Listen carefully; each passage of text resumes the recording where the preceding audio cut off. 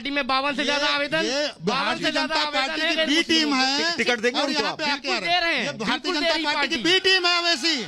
इनको सिर्फ एक काम करना आता है, बंगाल का जब चुनाव आ जाएगा तो वहां पहुंच जाएंगे, बिहार का चुनाव आ जाएगा वहां पहुंच जाएंगे। इनके पास कुछ कहने को नहीं है, इनके पास सिर्फ इतना कहना कि समाजवादी पार्टी के बारे ऊपर ये इल्जाम इसलिए लगा रहे हैं कि सिर्फ बी टीम।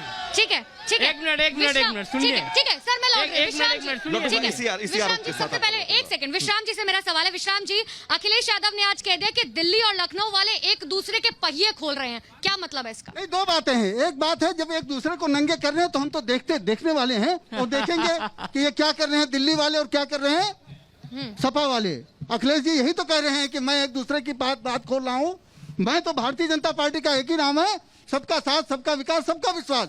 इस विश्वास को लेकर कौन सा विकास किया जरा बताने कष्ट करेंगे भाजपा के मित्र? दिखता नहीं, कौन सा विकास आपको दिखना चाहिए। भारतीय जनता पार्टी ने कष्ट करेंगे। तुषार, जैसे कि हमारे भाजपा के भाई ने बोला सबका साथ सबका विकास, पार्टी ने नारा दिया था सबका साथ सबका विकास, लेकिन चुनाव आते ही इन्होंने 80 और 20 में बदल दिया।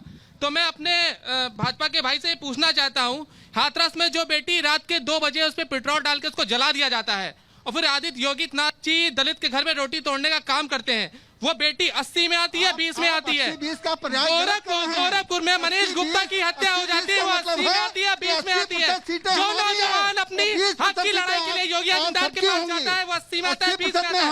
आपको स्पष्ट करना होगा कैमरे के सामने, आपको बताना आप उसको आते हैं।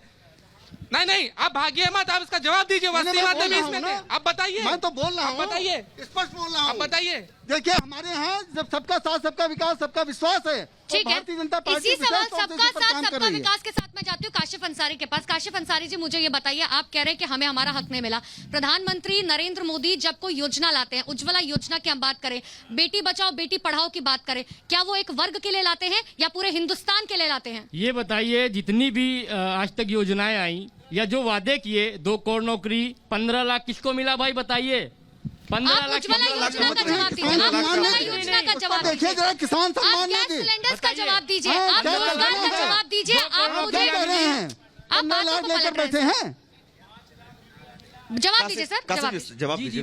बताइए। सवाल यही ना कि जैसे अगर कोई योजना सरकार लाती है तो फिर एक वर्ग के लिए नहीं लाती है, उसमें सबको फायदा होता है। तो उनकी जिम्मेदारी है। आप ये कैसे कह सकते हैं कि आप एक तरफा चलेंगे? उनकी जिम्मेदारी ये करेंगे तो आपकी जिम्मेदारी भी तो है ना नैतिक, आप भी तो इसी देश के नागरिक हैं, जिम्मेदारियां आपकी भी हैं, आपकी पार्टी की भी है। अच्छा, इस देश के अंदर, प्रदेश के अंदर हम सिर्फ वोट देने के लिए पैदा हुए हैं, यही आपको मुख्यधारा से अलग कौन कर रहा है सर? वही तो मैं जानना चाह रहा हूँ। अरे हम बता दें, इन्होंने सबको कह रखा कि राशन कोई मत लेना, हमारे लोग सरकारें बनवाई, राशन अगर मिल रहा है तो कोई मत लेना, क्योंकि वो भाजपा का मिल रहा है। लाइन सबसे पहले वही लगाते हैं। आप सुनिए।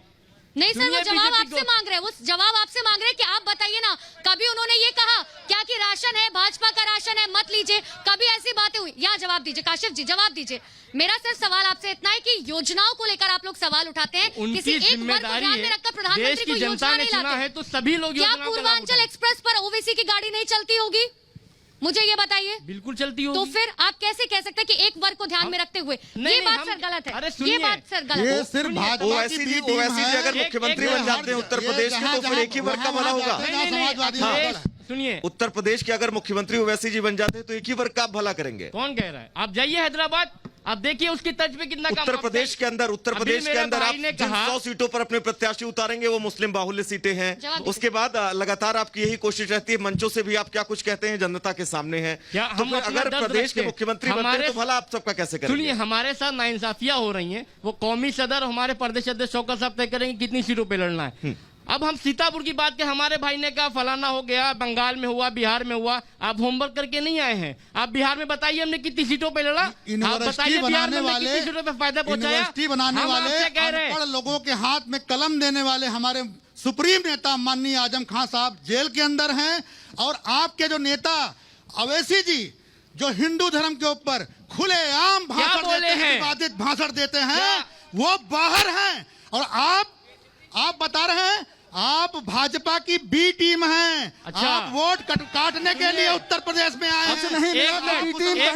आपको मुसलमानों के हित से कोई लेना देना नहीं है। हमने सिर्फ आप खामोशी के भाजपा साथ को सुना जिताने है, के लिए आप थोड़ा उत्तर प्रदेश हजम में आए हैं। संतोष जी सुनिए ना, आप कहते हैं उन्हें बी टीम, समाजवादी ओवीसी जी कहते हैं आप बी टीम में सुनिए, डिसाइड सुनिए। कर लीजिए बी टीम आप कौन है, बी क्योंकि टीम बीजेपी नहीं है, नहीं है, आप तो हमारे तो कोई बी टीम है ही नहीं। चलिए एम बी में बात कर रही है।